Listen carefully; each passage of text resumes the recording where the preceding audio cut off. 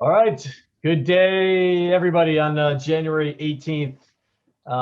It's a bit of a, I guess, a Prada Cup hangover kind of Monday, or Martin Luther King Day here in the U.S. So cheers to MLK. And yeah, so I guess we'll get to the hard part to talk about the American Magic Patriot capsize recovery and what's next. But thanks to the Scott Event Authority. We'll sort of play a quick recap for everybody who wasn't able to sort of watch it all. Uh-oh. Let's see. Uh-oh, I'm having a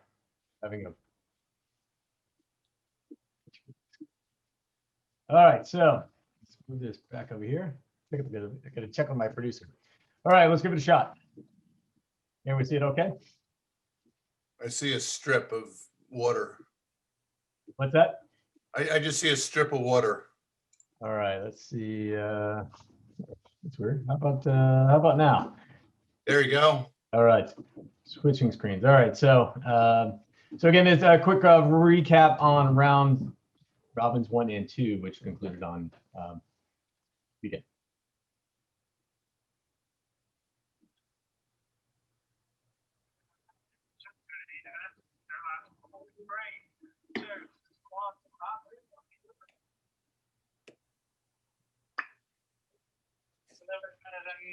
Six losses or whatever it was. So we left it a little bit late, but nice to find a pace when it counts on time in this breeze. 2, 1, up it. Okay, nice guys. Okay, turning up.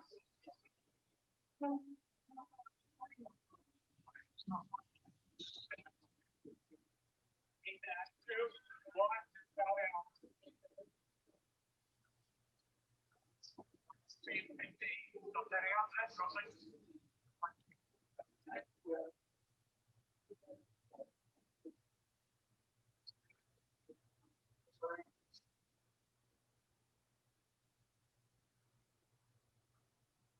Stay patient. Ourselves, which we do, and keep chipping along. There's a lot of meat left on this bone, so we're gonna keep fighting. Okay. Fantastic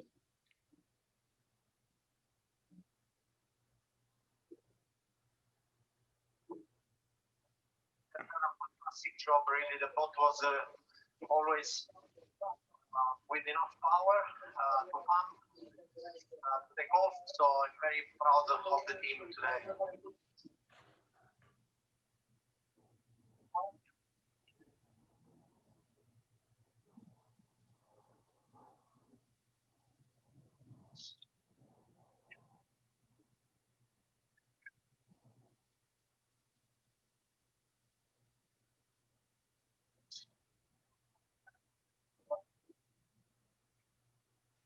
Seconds before we tacked, it was blowing 12.5 knots of wind. And when we tacked to bear away, it was blowing 23.5 knots of wind.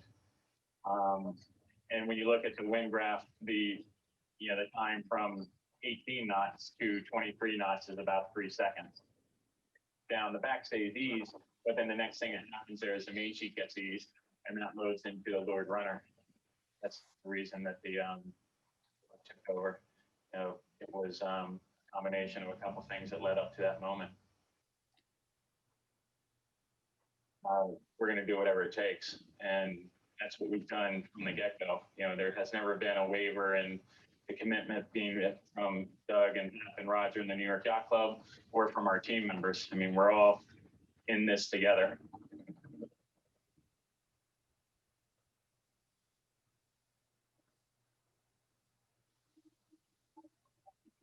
And we're going 47 knots or something.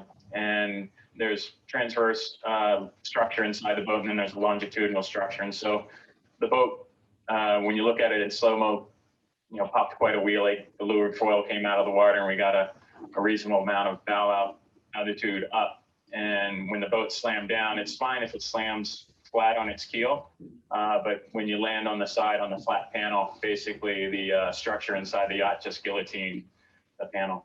In seriousness, it'll be a big effort to get the boat to go sailing for the semis, and we have a realistic timetable. We have great support from the Auckland maritime and boat building community to help us. We've had great support from all the teams. You know, everybody has offered up their services to get Patriot back on the water. I think what we're going to see over the next, 8 to 10 days is the boat get rebuilt, and she might not come out of the shed as pretty, but she's going to come out of the shed and we're going to get back into racing.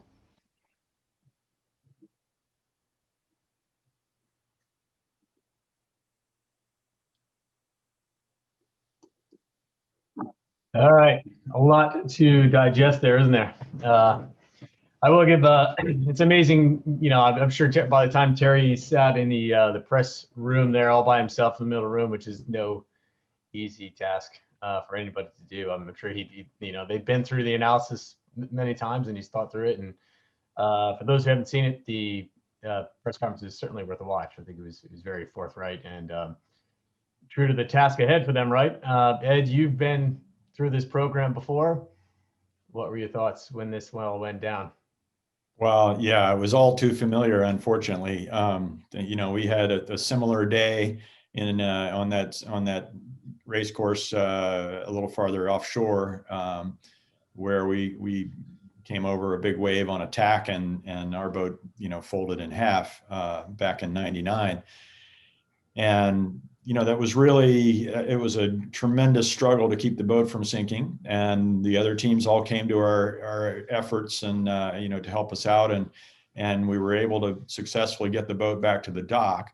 But then it was such a ginormous task to get that boat put back together. We had to have large sections of it built and then flown from the US down to New Zealand to put it back together. Ultimately, it never was able to sail again in that series. Now, that was a much more significant break. That was the whole hull, was compromised. But this is pretty big. And if you look at that picture of the hull, there's a lot of delamination, radiating pretty far away from it. So it's going to be a huge job to get this fixed. That being said, they have, a lot of people that can help, and they do, have a little bit of time here. They don't have a month or two. They have, a week or two, but they've got some time. And the problem, of course, as we all know, is that glue only dries so fast. And when you laminate stuff, you have to do it layer by layer, and the glue has to dry. So you can't rush that process and have it get done any faster. So I really feel for him. It's a tough spot to be in. Yeah, I think initially my thoughts were, as we sort of watching it unfold, was, well, okay, well, now here's a chance you've got Defiant halfway, or apparently sort of somewhat race ready. Is it better to just launch that, keep sailing, and just stay active while the boat gets repaired? But that doesn't seem to be an option on the table at all, as Terry was explaining. Continue to pulling parts out of that and possibly even pieces of it. And yeah, and remember that the effort that it takes to launch, retrieve, sail, maintain these boats on a daily basis is immense. And so throwing the other boat in the water just to go race around while you try to repair the one, they don't have the resources for that. Everyone on this team is going to be helping in some way to try and get this boat repaired and ready to go again. And as Terry said in the press conference, there's fixing the boat is one thing, but the biggest issue for them is getting all the systems fine-tuned, set up, the electronics, redone, everything ready to go again at the level that they had reached, as of a couple of days ago. And so that's going to be the hardest part. Yeah, electronics and water do not go well, do they, Mr. Eisler? What's your, what does it take to get these systems reliable? Sure. Well, Terry said in the press conference that everything is dead and it all comes out. I can only imagine the amount of computers and stuff, like not normal sailing gear that they have in these boats to fly them automatically with all the push button trimming and stuff. So the fact that, they can hope that their systems on the Patriot were very, very similar, and it sounds like what they're going to do is just pull it out of there and bring it in. So fingers crossed. It's a big task, and all that rewiring and reprogramming, et cetera. That goes on behind the scenes beyond all the carbonologist stuff, which is the obvious thing. Yeah. Gary, you were obviously watching, and there's an astounding amount of content and media out there to, be scrubbing it, look through, and trying to find everything we can about what went wrong. And what's your take on what you saw as it played out on the water? Well, like everybody on this podcast here, I was quite saddened by the event. At the time, I was just shocked at what happened. If they could have borne off 2 lengths later, that puff, as Terry pointed out, came in very suddenly and has a lot of damage. They're going to be lucky to be able to sail, I think, 10 days from now is when they are scheduled to start sailing to pull it off. But I think they will. But it's going to be 24 hours a day. And as Ed points out, everything's got to dry along the way. I mean, that big hydraulic thing that went through the hull, the elimination of all the electronics. And let's not forget, they're not going to be able to practice. I mean, Defiant is going to be pulled apart. So they're not going to be sailing on these boats. They're not going to be improving. They're not looking at their sails. And the other guys are going to be out sailing. I'm sure if the British win 1 race, that'll be the end of this round. And then we'll go into the next round later this week. But it's a sad deal, and it's going to make it very hard. But having said that, looking at the long history of the America's Cup, there's been several times where boats have been down. Let's not forget 2013, and in 1920, the U.S. was behind, and Australia was behind 3-1 in 1983. So there are plenty of times where boats have made some kind of comeback, but it is clearly going to be an uphill battle. It certainly points to the overall complexity of these boats. Those calling for more traditional boats, and boats that can be dealt with and put back on the race course overnight. We're certainly not in that world anymore, are we? Not to dominate the time here. I mean, that's a huge discussion, the foiling monohulls, and the one little ironic twist of fate here is that the racing's actually interesting, and it's pretty good. You're playing wind shifts, and you're playing the current and staying in puffs. Nothing different than Jonathan's 49er or Ed's TP52 or my Etchells or, any of the boats that we race. It was still racing out there. And it was clear that when boats got behind, it was because of mistakes, not so much boat speed. I mean, look, American Magic was going fast in that race. They were stretching out, and I think maybe a little bit behind off the gate there. But they need to analyze why they're so slow coming off the starting line and why they're off the pace.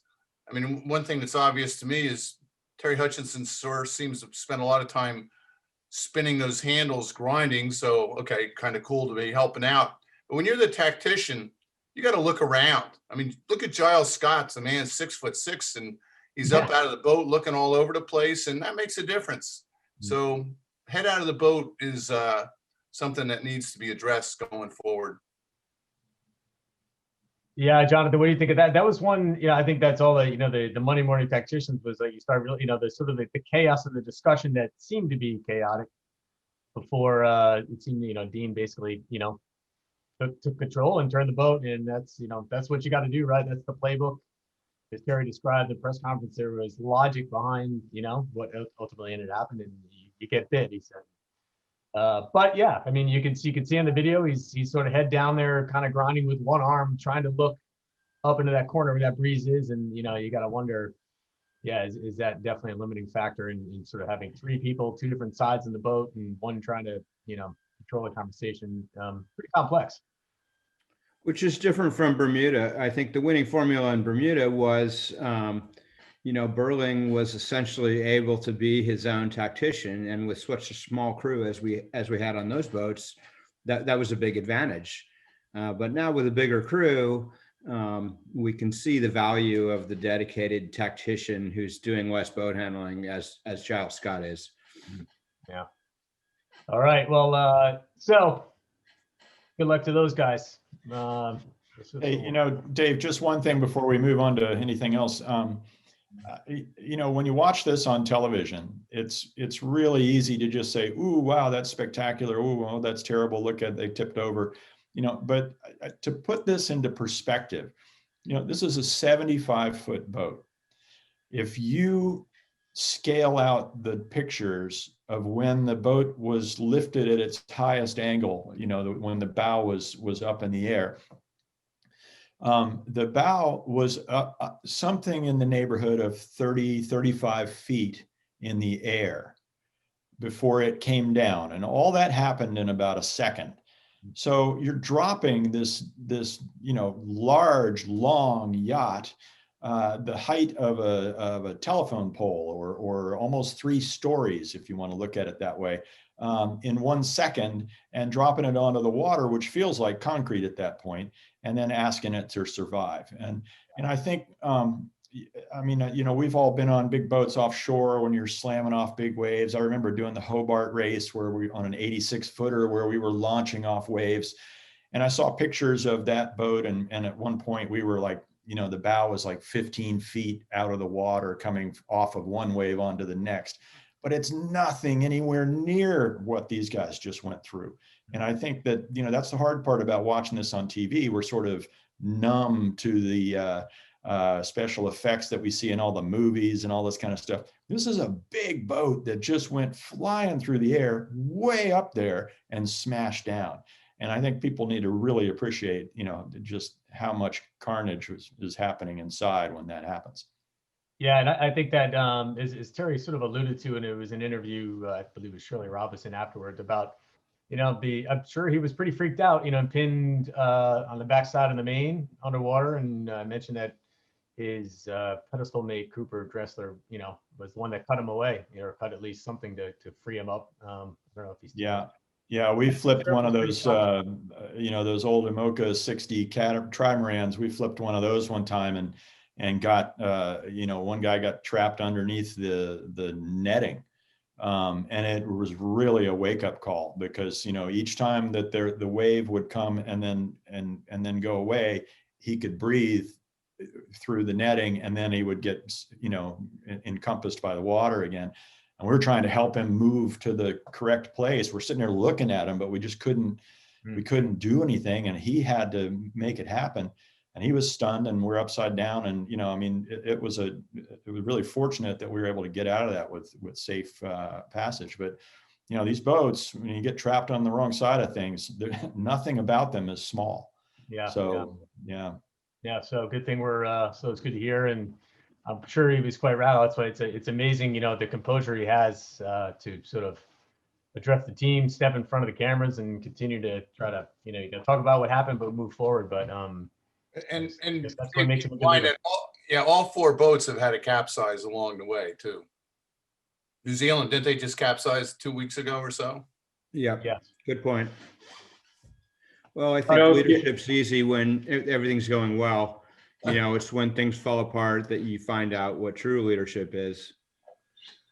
Yeah, and I was looking earlier at the team of American Magic on their website at americascup.com, and they have a short video on the homepage, and there's a picture. I think it's of Defiant doing, not quite as an extreme up and down, but if you compare the two, they're very similar, and they landed on their side and the angle, not on the keel and stuff. So, these boats, gosh, you try to build them to the edge and maybe the Defiance a little bit more. And then to the Jonathan's point about the great leadership, I like the way, if Terry was sitting in this room, he would point out, again, like he did in the press conference, that he's got Andrew Campbell on board that's on the other side of the boat. That's essentially the eyes when Terry's not on the high side, the visual side. And I've sailed with both of them together. They have a great relationship.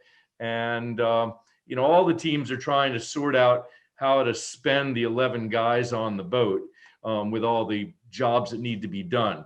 And we can all say, hey, it's great to have a tactician, but it may be, sure, it's nice to have the same tactician always on the high side, but there are other considerations as well. It's not as simple as that in that boat.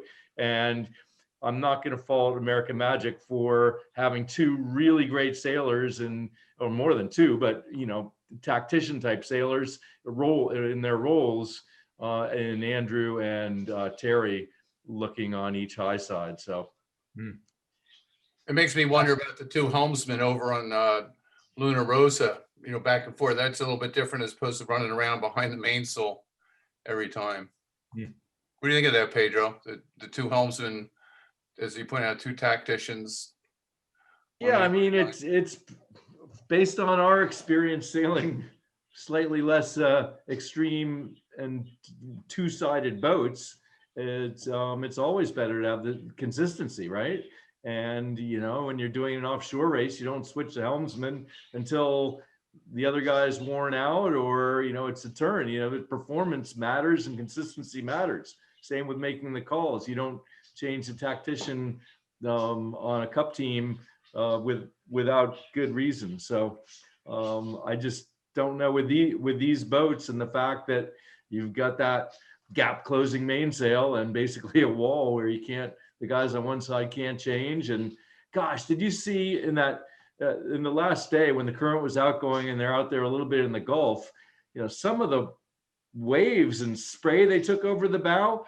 Imagine if you decided, hey, I can see Peter Burling getting washed off in attack at some time at that point when he's changing around in front of the mast. So jury's still out on what's the best and safest way, but I'm glad to see all the sailors have that knife right there in their life jacket, and comes in handy.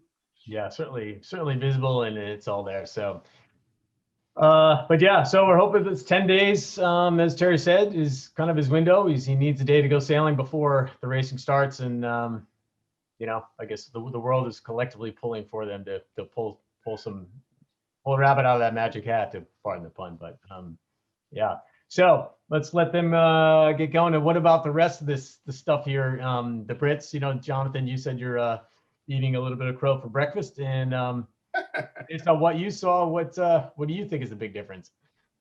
Well, it's clear that even a week of time is enough for significant changes, whether it's technical changes to the boat or the crew learning how to sail that little bit better. A week is eternity at this stage of the campaign. So all bets are off, I guess is what I'm trying to say. I have a feeling that the racing, even with the disappointment of American Magic there, but the racing's got to help these challengers out there, different scenarios. Everybody's making a mistake. Everybody's doing something smart, and that all accumulates. And New Zealand, they were out there. I was heartened to see Peter Burling helping with the rescue operation, but they're not racing. And maybe the challengers are stronger at the end of this. We'll find out. But racing counts when you've had so little of it. Yeah, it's amazing to see. It's just they come out. They look sharp, and they were sharp every day all the way through. And there they are at the top of the standings. Nobody saw that one coming except for them, right? But the Luna Rosa as well. They just seem to be right on fire with everything else, and it just seems to be those little mistakes every once in a while, and that's the only real difference. But any takers on who's most mistake prone versus not? Yeah, one of the things when you're match racing at any level is the better you know your equipment, the better you can play the game. And that's what these guys, as we've been saying here, that the fact that they get out there and start fighting and sailing hard is just different than doing it on the simulator or sailing around by yourself. Until you get that experience of having that other boat there, doing something that was maybe unexpected or slightly variation of what it was last time, or, you don't get pushed. And the better you know your equipment, the better you're going to be able to find your way. And I think we've seen mistakes here based on these guys not knowing their equipment well enough yet. For instance, the trying to, turn and get penalties on, one another, and then falling off the foil while doing it. That's not appreciating how far you can take the boat before it falls off the foils. That's just experience and time, and now they've done it. They go, oh well, we shouldn't do it like that. And they won't do it again. But without that racing experience, it's easy to get into the feeling of oh, maybe I can get maybe I can get these guys to tack or jibe if I just turn a little bit more.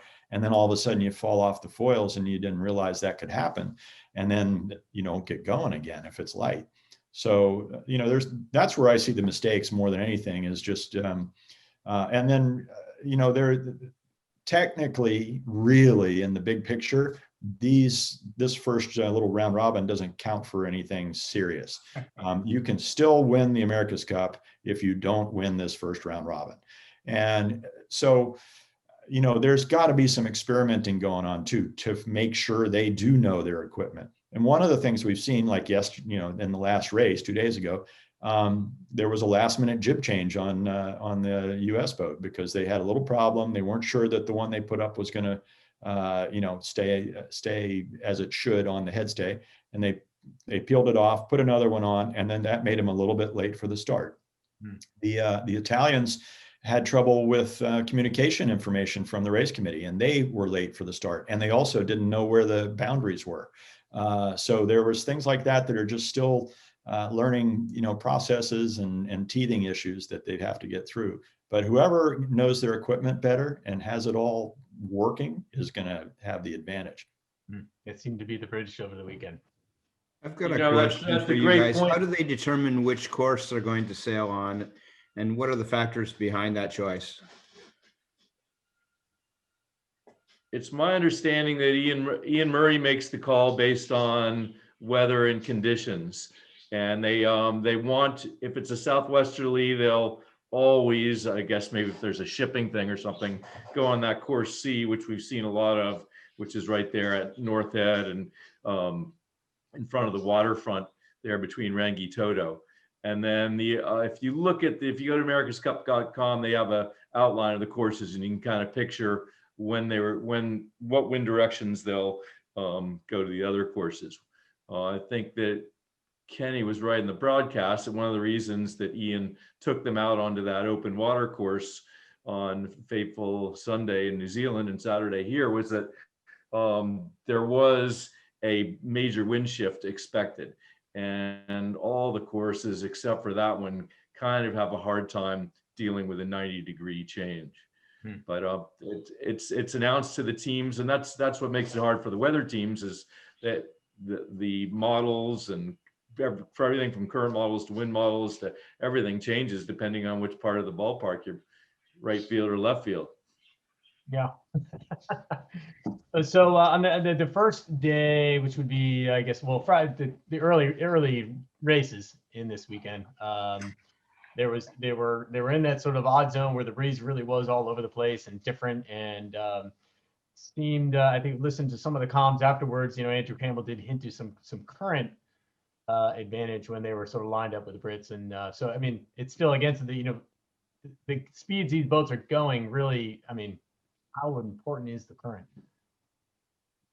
Well, it's still important. It's still important. It depends if they're in the water or out. In that particular race, they spent a good portion, maybe 20%, floating in the water where they're only going 7 knots. And if the current's going 1 knot, that's more than 10% of your speed. So it's important. And also in the lighter winds, as we know, the current, a shift in current on the course, which you have in these tight areas, and especially that course, the stadium course, where the current bends around North Head and does a 90-degree left or right turn, depending if it's going in or out. A shift in the current changes the wind direction. So there's your wind shift, a persistent shift that the tacticians are banking on top of everything they see. So it's very important. And I went and looked at a current model and made looked at an hour by hour flow chart. So if anybody wants to go on that free course from Marine Weather University, you can kind of just go to any website and look up high tide in Auckland and figure out what the tides are doing. I find that to be quite helpful. I look at the predict wind observations before the start, and I quickly look at the current model, and it helps me get my head around what the game is. And there was, Dave, yeah. like Pete says, that, you know, we're looking at VMG speeds in the low 20s for most of these legs. And, you know, if you've got a knot of current, that's almost 5%. You know, so if it's different on one side or the other, you can have a significant, you know, gain or loss because of that. And especially when, like we saw in this last race, you know, the boats can go around the gate, you know, they're splitting at each end. Somebody's going towards the better side of the current, somebody's not. And that may be all the difference they need, is that couple of boat lengths. Crazy. Yeah, there was mention, particularly with the Italian boat, and they've been able to pump the main. You could hear Bruni calling for it a few times. And does anybody have any insight on it, how you pump a main of that complexity and that scale? Lots of hydraulic fluid. Looks like they're using the Traveler pretty aggressively, is what I'm saying. They, The other they thing that's wear really out their impressive finger. is when you look at the flying sail shapes, upwind versus downwind, and how they're able to achieve these really flat, super low drag shapes upwind. But then as soon as they're going downwind, especially in the lighter wind, how much round they're able to create, how much camber they're able to create in both the sails. So it's a huge variation in the amount of power that they're able to generate. Is it almost similar to them learning to pump the main on the AC-72 back in the day of just sort of big eases, big pumps, big ease, grind, bring it, still that's a big Hydro. You know, it's fascinating to watch that virtual spectator when you can get the overhead view when they're showing that, or you can get your own feed if from americascup.com during a race, or from the NBC Sports app if you're here. Is you know, it's fascinating to watch, like, the speeds they're really learning, and a case in point to being practice is important, and time on the water. It's amazing how much of the time they're doing like 20s, and you look at the VMG number and it's 1 or -1. Like, it's like watching one of those early moth races where it's marginal conditions and the guys and girls are just beam reaching across, just trying to stay on the foil, and then whoop, we hooked up for a half a knot more wind, and boom, the VMG goes up into the 20s again. It's so not only spending the power of the sails, but also the angle that they're sailing, and being more creative and aggressive with that is super important. Yeah, that was funny to see. Yeah, practically sailing upwind to try to just do anything to get in the air and be able to turn down with it. Right. I mean, you gotta be able to do it, no matter what happens.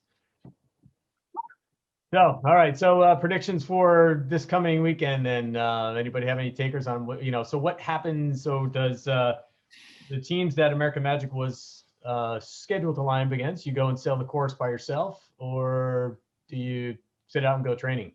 What do you do? I think you got to sail around the course. But What would you do, Ed? really, the race is New Zealand and Italy, and they have 2 races. And Great Britain and Italy. And if Great Britain wins one, they're in, and that's over. They get the bye. And they won't just race to race. They will call it a day right then. Anybody else? What would you do? Would you keep sailing the course just to get time, or would you take the loss and move on? Yeah, my guess is that there's a discussion going on right now with the race committee, and one argument would be, and potentially the Kiwis get a bit involved with this, but it certainly happened in San Diego when 3 teams, remember, Gary, got into the finals, the 2-boat finals. But one creative thing to do would be to schedule the 2 key races in these next 2 round robins at the front, and move the other ones to the back. That's it. And I wouldn't be surprised. Do it all in one day. If Italy wins the first race, good. There's a second race. But do you have complications with on the broadcast side, Gary? You have a massive complication. It's big budget items and helicopters and satellite streaming, and that's a headache. But so they've got a bit of schedule reorganizing ahead, you think, to try to. And they don't really know. Is it going to be a second day of racing? But I think Pedro makes a darn good point. And we've seen in Auckland and boats going around the course by themselves when the other guy breaks down or something happens. But American Magic won't be out there, and that's 4 races. I mean, one of the questions I ask, is it better to take the bye and, or is it better to keep racing? Now, when you keep racing, you put yourself at risk of being out of it. But if you prevail there, surely you're going to be stronger having gone through another series when you race the one that hasn't been racing. I wonder what my good colleagues here think about that little scenario. Is it better to go through the semifinals or to have the bye?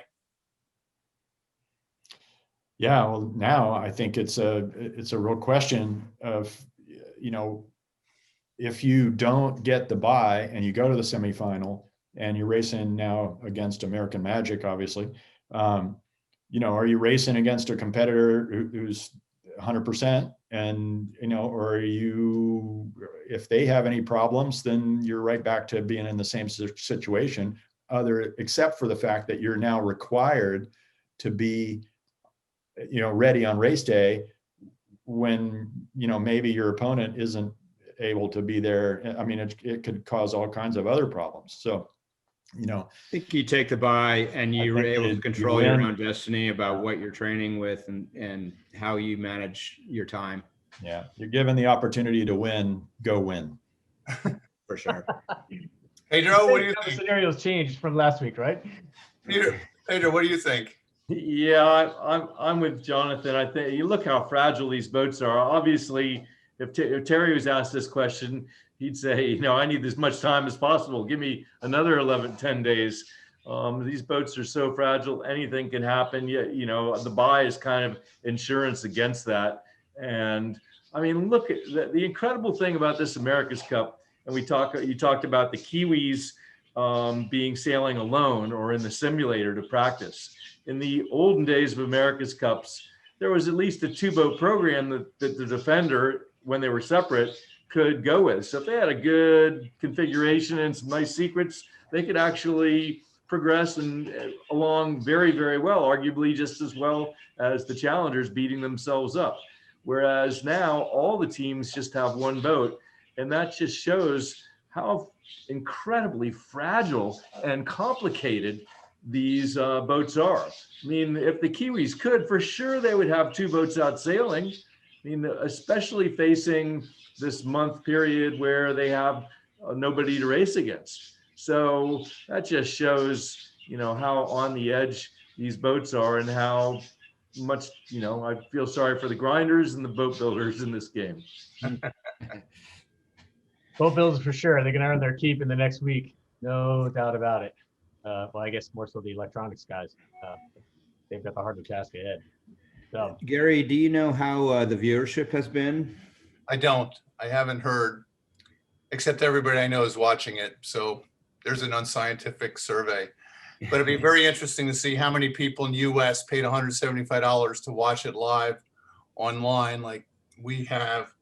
I've heard some complaints about it, but people still did it. I will say this, Jonathan, if there's no US boat in that America's Cup, the ratings are going to be a lot lower than if there's an American boat in the Cup final. You know, I have friends. What if it was an American boat that was filled entirely with Americans? Do you think the interest would be even higher? Yes, absolutely. Take a look at Stars and Stripes in 1987. Ed, do you agree?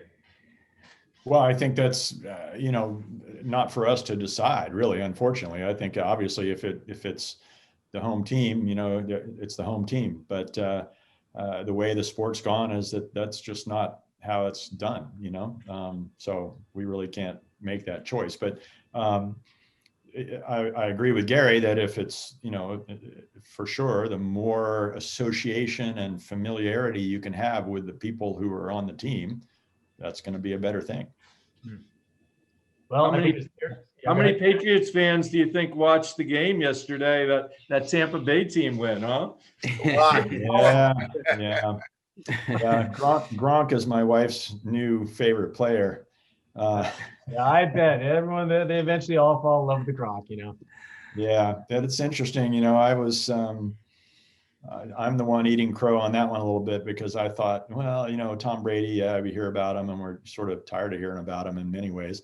But, you know, it comes to Tampa Bay and everybody's like, oh, this is going to be what we need. And I was just scratching my head going, yeah, what we need is our front line to protect the quarterback. And, you know, if they can do that, then there's a lot of quarterbacks that can do the job. But, you know, there's an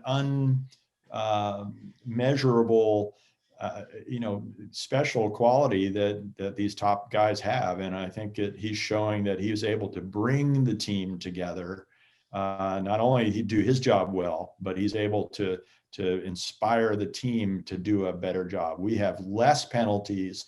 We have, you know, a better history of protecting the quarterback now than in any time in the last 10 years.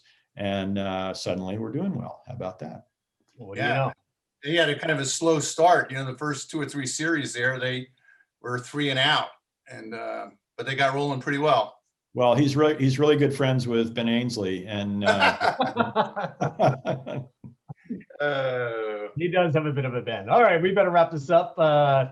Great insight from our Cup experts here. You guys are great. So I guess again, I'd recommend. I think American Magic produced a beautiful piece.